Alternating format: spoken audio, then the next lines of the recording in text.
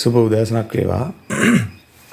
වැඩට යන්න ඕන වෙලාව නැහැ. ඒ වුණාට ලයිව් වීඩියෝ එකක් කළේ ලයිව් වීඩියෝ එකක් කරන්නේ මිනිස්සුන්ගේ ආකල්ප වෙනස් වෙන්න ඕන නිසා. කොටින්ම මේක තමයි කතාව. වලස්මුල්ල තලහගම්වාඩුව කඩිගමුව අවට ජල සම්පාදනයේ මණ්ඩලයේ වතුර අද උදෑසන නැහැ.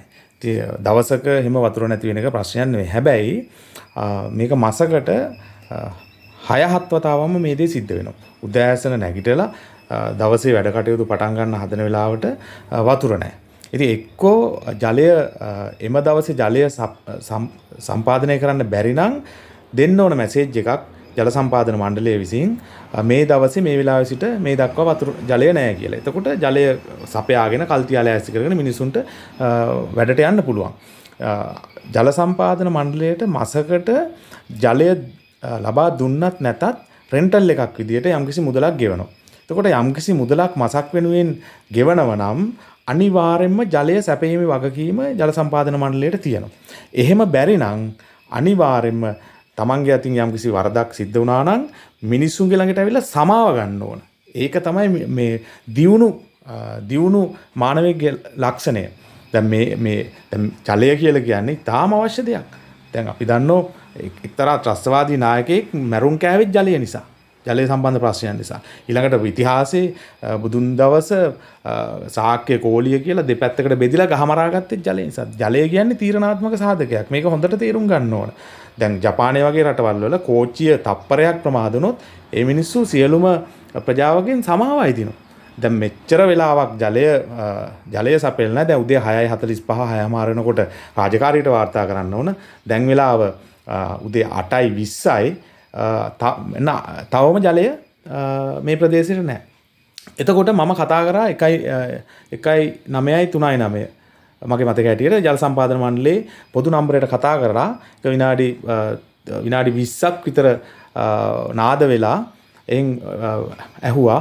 එහෙන් හරි පොඩ්ඩක් ඉන්න මම මේක තොරතුරු හොයලා කියන්නම් කියලා කතා කරලා නැවත කියනවා අපිට එහෙම දැනුම් දීමක් කරලා නැහැ ජලය විසන්ධි කරනවා කියලා නඩත්තු කිසි දෙයක් අපිට වාර්තා කරලා නැහැ. මේ ඔබතුමාට ඒගොල්ලෝ 9න් පස්සේ ජලය ලැබේවි. එතකොට මං කිව්වා දැන් මේකේ කවුද වගකීම් යුත්තා කාටද මේක කියන්න ඕන? දැන් ජලය විදුලිය වගේ මේ අත්‍යවශ්‍ය කාරණාවලදී ශ්‍රේණිකව පැය 24 ක්‍රියාත්මක වන ක්‍රියාවලියක් තියෙන්න ඕන. ශ්‍රේණිකව දැනුම් දෙන්න. මිනිසුන්ගේ මූලිකම අවශ්‍යතාවයන්. අනිත් එක තමයි රාජ්‍ය මූල්‍ය වැටුප් විදියට ලබන මිනිස්සු තමයි මේවයි සේවය කරන්නේ. මොන විදියට පාලකයන් මොන විදියට මේ රටක් දියුණු කරන්න උත්සාහ කරත් මේ වගේ හිඟනා කල්ප තියෙන මිනිස්සු ඉන්නවා නම් ඒ ආයතනවල ඉන්නවා නම් ඒ මිනිස්සු තෝරාව බේරාගෙන පළවා හරින්න ඕන. එහෙම නැත්නම් මේ රට මේ ගොඩනගන්න හම්බෙන්නේ නැහැ. ඊළඟට මම වෙනත් දිස්ත්‍රික් ඉංජිනේරුවරයෙක්ගේ නම්බර එක ඉල්ලගත්තා.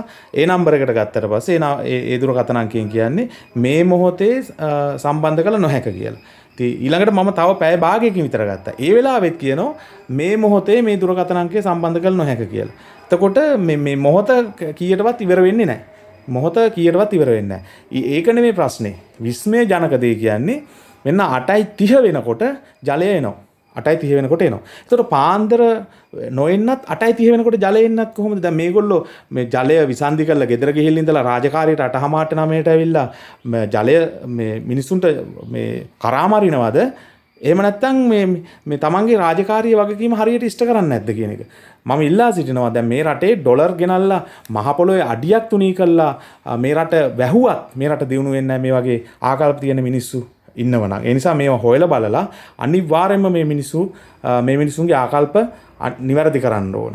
දැන් උදේ රැස්වීමක කතා කරන්න ඕන ලෑස්ති වෙලා හිටපු කෙනෙක් දැන් මෙතන මේ කතා කරන්න වෙලා තියෙන්නේ මේ රටේ මිනිසුන්ගේ ආකල්ප සම්බන්ධයෙන්. එතකොට වැඩ කරන ආයතනයේ එතකොට යම්කිසි තැනක ඒ වෙනුවෙන් ගත කළ යුතු කාලය එතන අපත යනවා. ඊළඟට ගෙදරක රාජකාරියට වාර්තා කරන්න ඕන වෙලාවල් අපත යනවා. දරුවන්ගේ පාසල් කාලය සම්පූර්ණ සිස්ටම් එක මවුල් යනවා.